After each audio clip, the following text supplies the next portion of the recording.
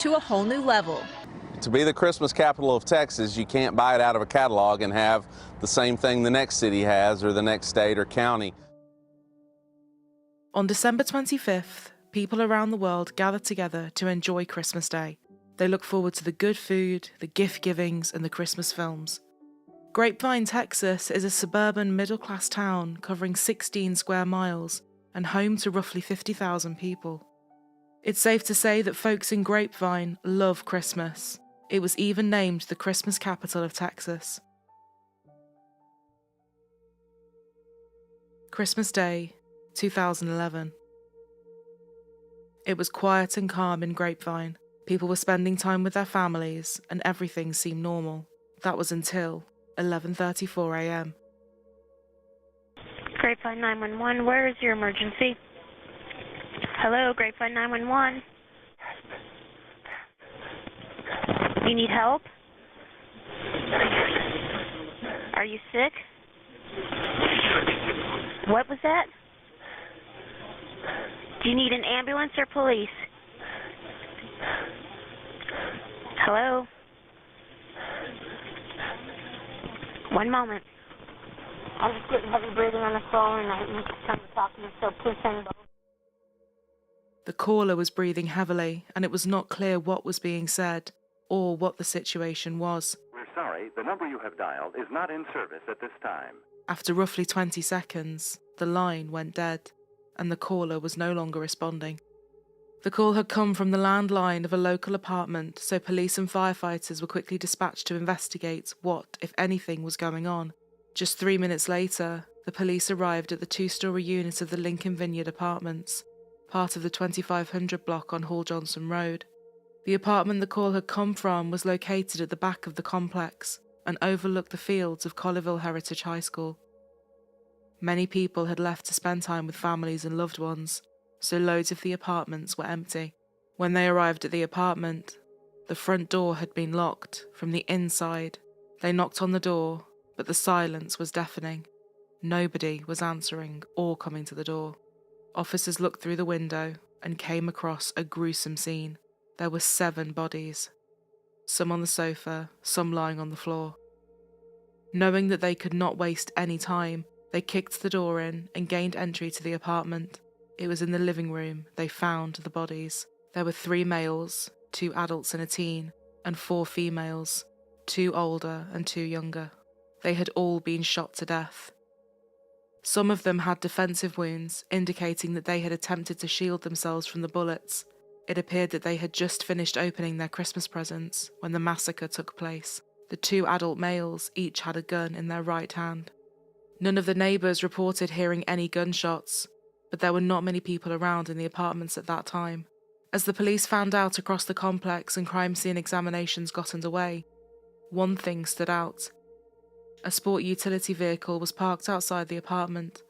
After running checks, they found that it was registered to a man who lived 2 miles away in the suburb of Colleyville.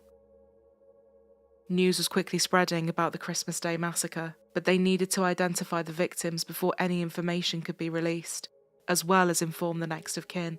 The police thought they knew who the victims were, but they had to be sure. Getting confirmation would take longer than they wanted, as the state driver's license fingerprint database wasn't available due to it being the holidays. It's probably the worst investigation that we've had to, investigate in, many years. This is something that's very tragic, and, regardless of what day of the year it happens on, it's something that's very unfortunate, but it's certainly amplified given the fact that it is Christmas today.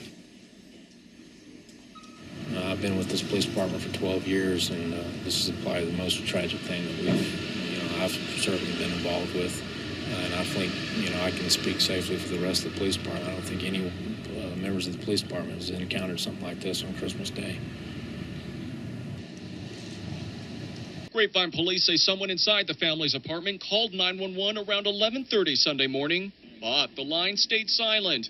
Officers soon arrived and broke down the door. It appears that the victims are all in one central location, living area, kitchen area. The 4 women and 3 men, ranging from their late teens to early 60s, had been shot with a pistol. The bodies were removed from the house and taken away to have autopsies carried out. After this, the names of the victims were eventually released. They were all part of the same family. Sergeant Robert Eberling explained that there had been 2 weapons, one being a Glock 23 40 caliber pistol with a 10-round clip, and the other being a Smith & Wesson 915 model 9mm pistol with a 15-round magazine. This was registered to the owner of the vehicle parked outside. The weapon had been purchased in 1996. It's still early in this investigation, obviously, though this did play out some almost 24 hours ago. No, there is no known motive, at least as one that police are telling us about. There is also no outward sign of the horrible tragedy that unplayed right through this sliding glass and door frame here of this apartment complex. Here is what we do know at this point. No one heard any of the gunshots that were fired inside of this home. Someone from inside of the home called 911 around 11:30 yesterday morning, but that person did not speak into the phone. An operator then sent police, Grapevine, Texas police, here to this scene to go and investigate, and they found the scene that we've been talking about. Their bodies were found in what was otherwise the evidence of a normal Christmas morning. There were Christmas presents that had been unwrapped, and there was paper strewn about the room, but obviously, no doubt, a very sad situation in this town on Christmas morning, which calls itself the Christmas capital of Texas. As far as what neighbors are saying, I mean, I can show you a bit here, Richard. This is a sort of tight-knit, very packed-together apartment complex. We have spoken to several neighbors who are waking up this day after Christmas morning. They're all asking us what happened. They're speaking about a tragedy, something like this they would not otherwise expect. On the other side of this apartment complex, there is a brown fence, and beyond that is a high school here, Colleyville Heritage High School, which is noted to be one of the best high schools in the entire North Texas region. People move here because this is a safe community, and they're saying, obviously, they have to question that given what happened yesterday. The 26th of December, the owner of a local spa became concerned when one of her employees of 4 years had failed to turn up for work. She tried calling her employee, but got no answer. For somebody who's always early to work and who never misses a day of work, we expected the worst, she said. Residents were terrified. This was the worst gun violence that the community had ever seen, and the police needed to deal with their fears. Sergeant Eberling said, "We are pretty confident that the shooter is among the deceased victims inside the apartment. We are not actively looking for a shooter that we believe is at large." As they began to piece together what they knew, the truth about who these people were and what had happened would eventually come out.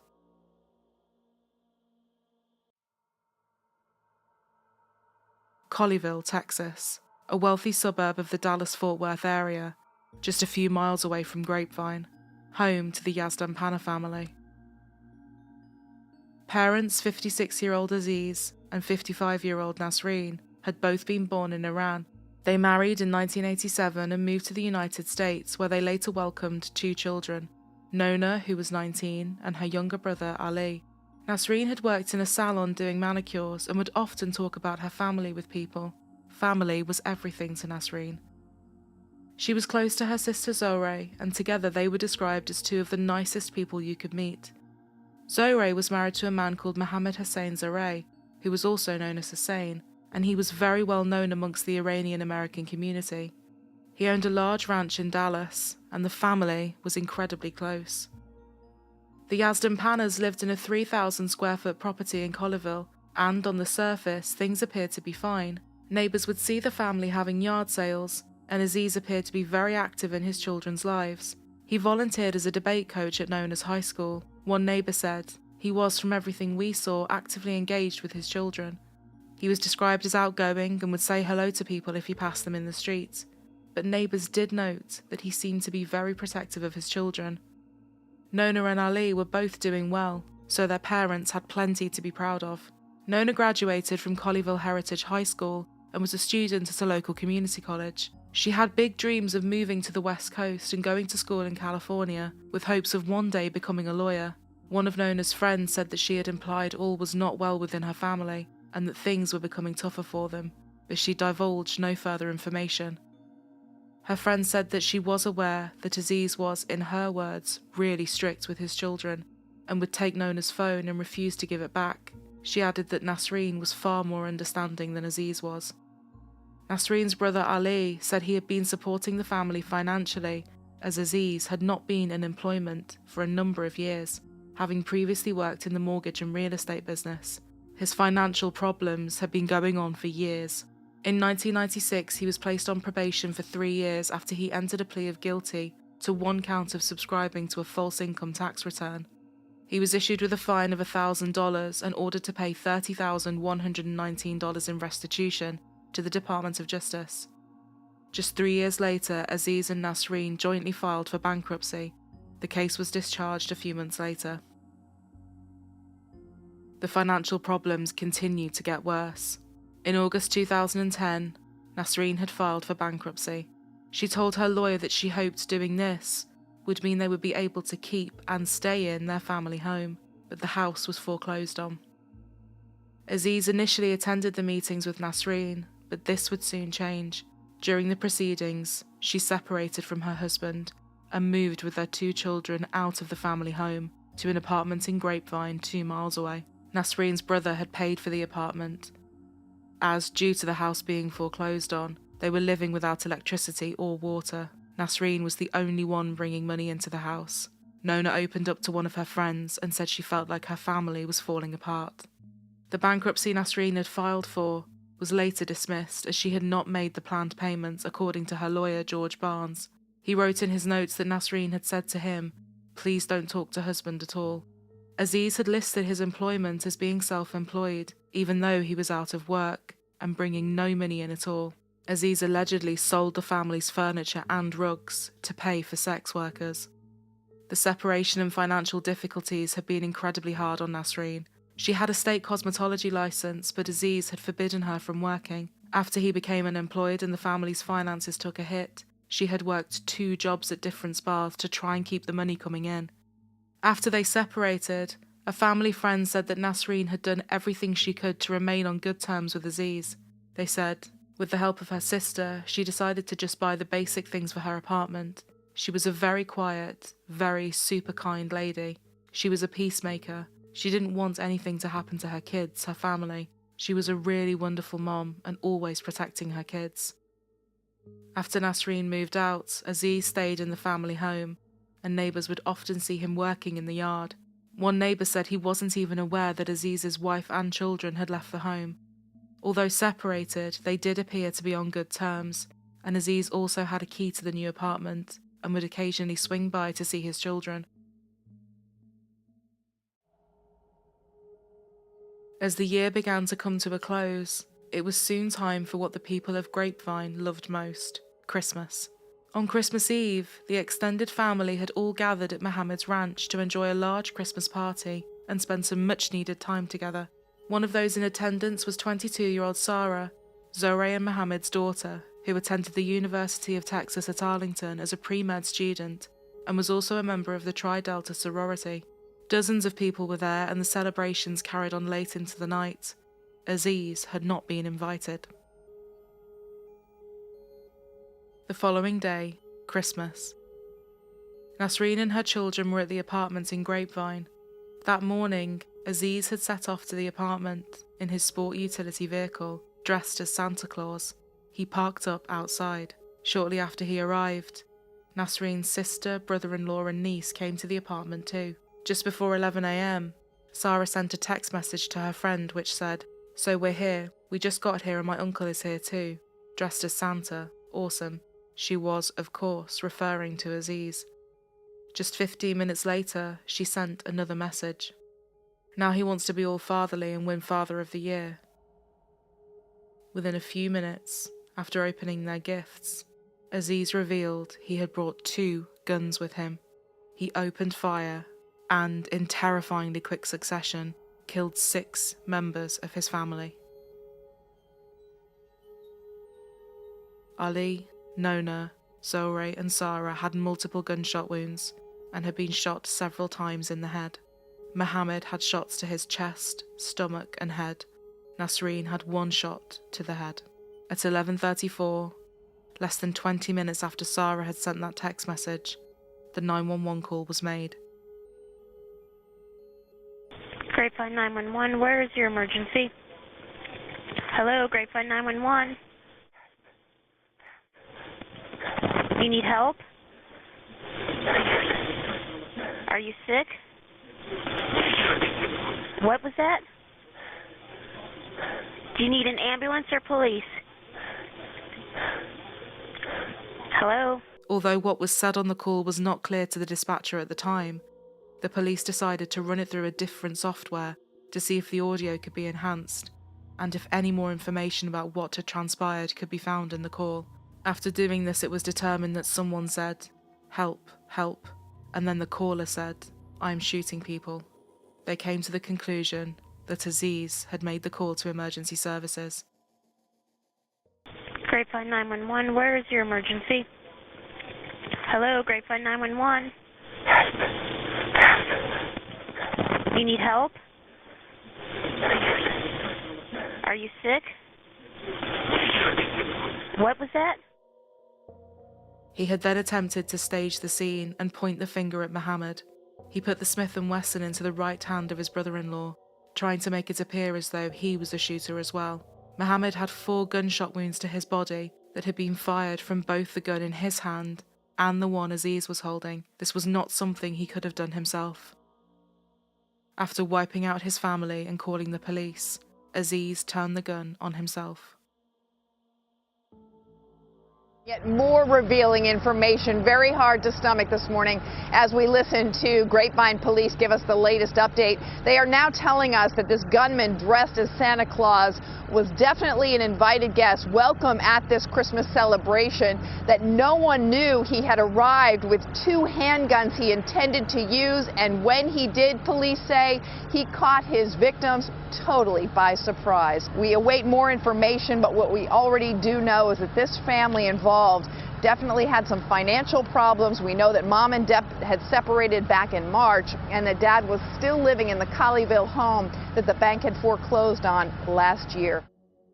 7 family members shot and killed on Christmas Day. Just to know that, like, the entire family was murdered is pretty awful. It's certainly the worst signal shooting that we've had with this many victims. Neighbors broke away from their holiday gatherings and watched as police searched the apartment for clues. They say the family kept to themselves and are stunned by the timing. It's just crazy, unexpected, especially on Christmas Day, and family members most of all. With so many unanswered questions, investigators are trying to determine why the gunman massacred his own family on what should have been a day of joy. Mayor Tate Williams expressed his shock at what had happened, calling it a terrible tragedy, adding, "The fact it happened on Christmas makes it even more tragic." Sergeant Ebeling, who had been working on the case, echoed these sentiments. "This is the worst homicide we've ever had." These had been the first murders in Grapevine since 2010. People could not believe that something this violent had happened on their doorstep. Funeral arrangements were made, and friends, family and loved ones flew into Texas from across the country and abroad. The 6 victims were later buried in a private service.